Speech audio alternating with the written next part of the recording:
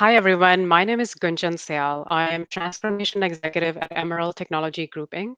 I have about 14 years of experience offering clients strategy, governance, and program management services on their transformations. Today, with me, I have Mary. Mary, thank you so much for making time and cheers. Well, cheers, Gunjan. Bling. There we go. We made it There we work. Yes, we did. Thank you, Mary. Would you please introduce yourself as well? My name is Mary Chats, and I have been dedicated in project management for the past 15 plus years.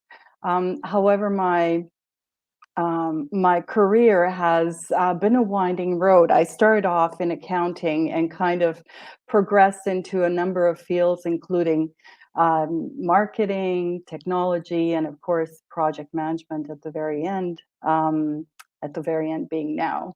Um, um, I have worked in a number of different industries, but primarily in the last 20 years, it has been in the financial industry, specializing in insurance. Wonderful. Thank you so much. So it's a very well-rounded experience, and we look forward to hearing from that. And speaking of which, Mary, could you tell us, in your viewpoint, what is a transformation? How do you define that?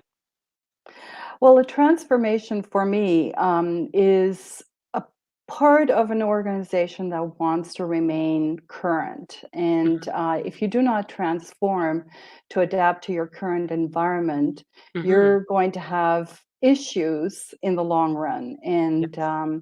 I find that right now with technology, the way that it is evolving, companies do have to have transformation in place as a constant and Mm-hmm. not just think that they're going to be changing to X technology and they will be fine for the next 10 years.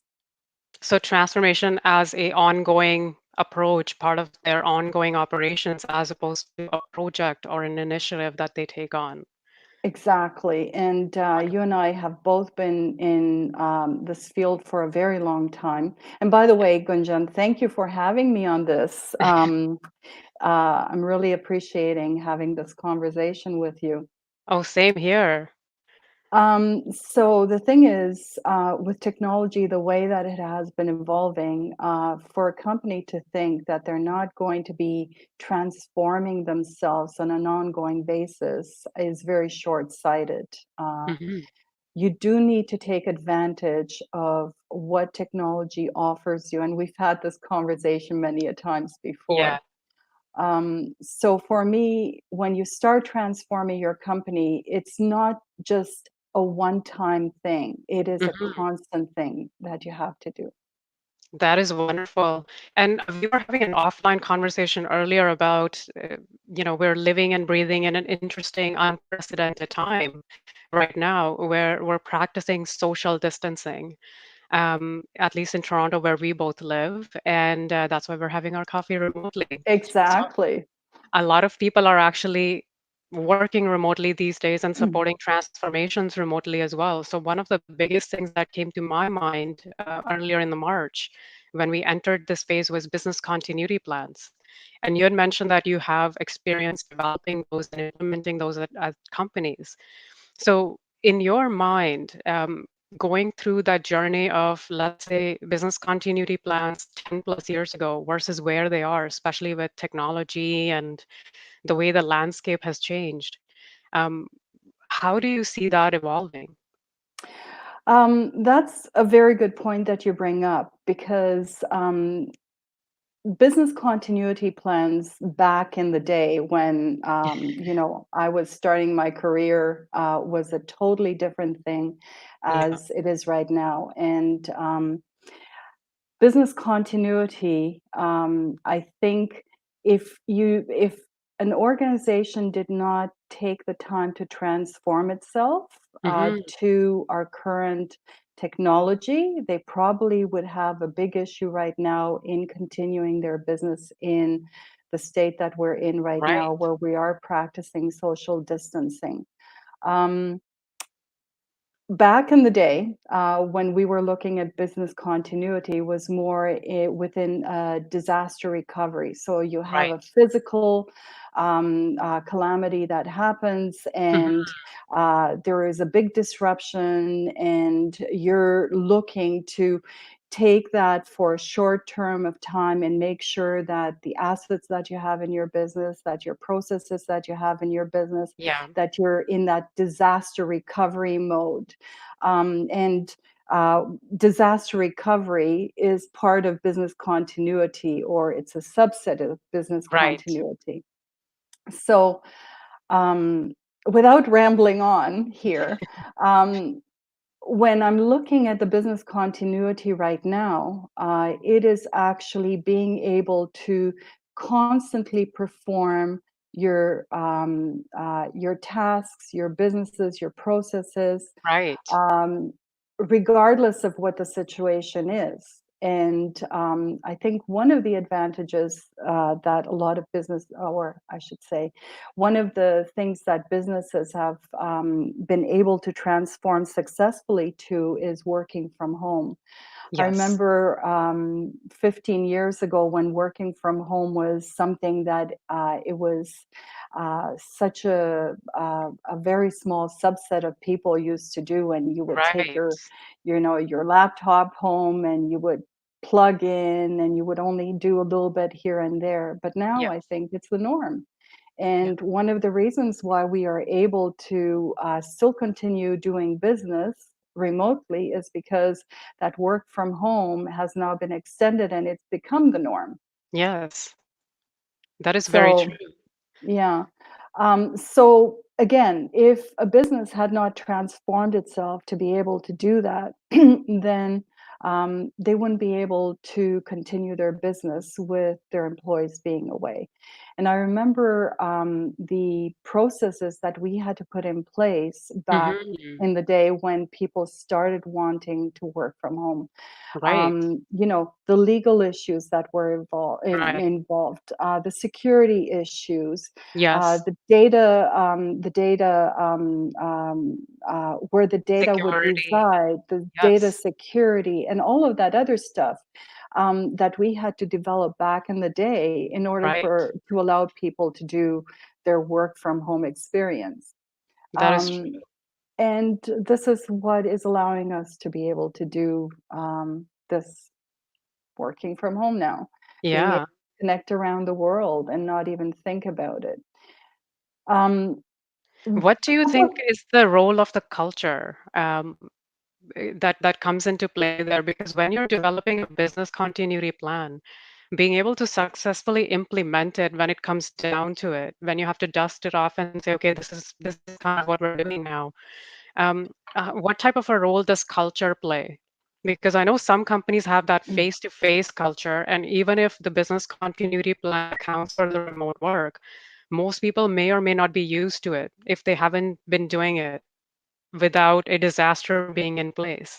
So how do you recover from that? But because then there's a dip in productivity while you get used to that new phase of working.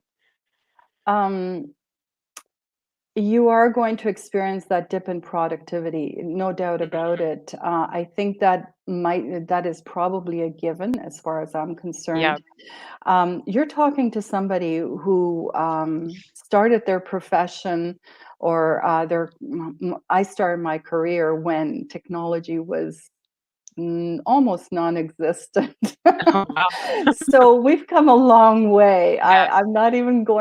I'm really dating myself here, but You're in good company. I feel like it's been accelerating, right? It's how they say it's an exponential curve because you've got when you develop a new technology, you've got backing of the technology that already exists. So it's an exponential curve. If we compare to how far we have come in the last couple of years versus the last 10 years, oh, it's definitely. accelerated. Definitely. And I think this is where a lot of organizations have had issues Right. in transforming themselves, Mhm. because they had invested a lot of money into the legacy systems. Right. And updating those legacy systems, especially for large corporations, is Hmm. an onerous task. And Right. aside from the fact of how much it costs to actually do it, that Yes. transformation in itself is very difficult.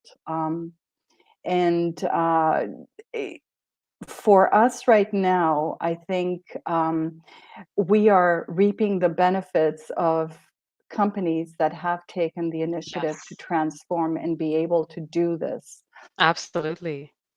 Um, but coming back to again, in working remotely, and I know Mhm. it's part of the transformation, but working remotely, there are so Yes. many other issues that had to be addressed in order for this Mhm. to happen. Again, I can't emphasize the security aspect of it. For a Right. large organization to be able to let people work from home, Mhm.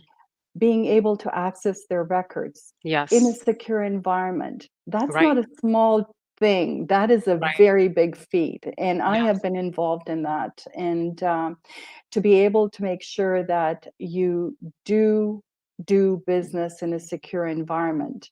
The other thing that goes into it is the legal aspect of it. I remember in one of the projects that I was involved with, actually, that I managed, Mhm. we came across the fact that you can keep customer records anywhere but in Canada. Okay.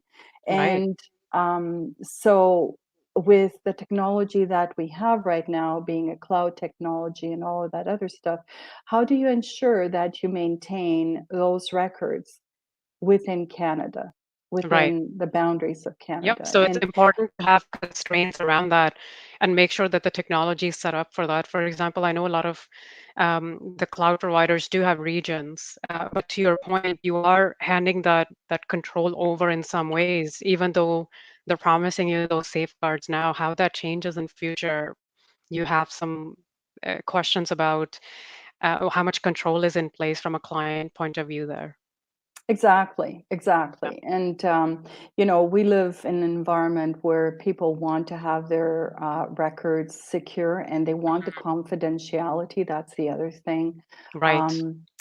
Um, it's a brave new world. That's all I can say. Absolutely. It's a brave new world. That is Uh, very true. So what do you and think would be the next step for business continuity plans as we approach however long the coronavirus unfortunate situation will last? Where do you foresee the future of business continuity plans? um, let me give, I just want to phrase this properly. I think the future is going to be in AI, Hmm. artificial intelligence. I think there are a lot of processes that can be done with artificial Yes. intelligence that's going to aid companies to be able Yes. to deal with um, uh, just that process. And yeah, Yeah, so the next step is to explore that and find ways in which AI, even in small ways, can add value to the companies to kick that new age of transformation off, at least in Canada. 'Cause we don't see a lot of companies investing in AI at a large scale just yet. But you're saying that that um, would be the next phase. I definitely think it's the next phase because you cannot rely on individuals. Right. God forbid that somebody, a key individual in your business right now, is sick Hmm. and has been Right. affected.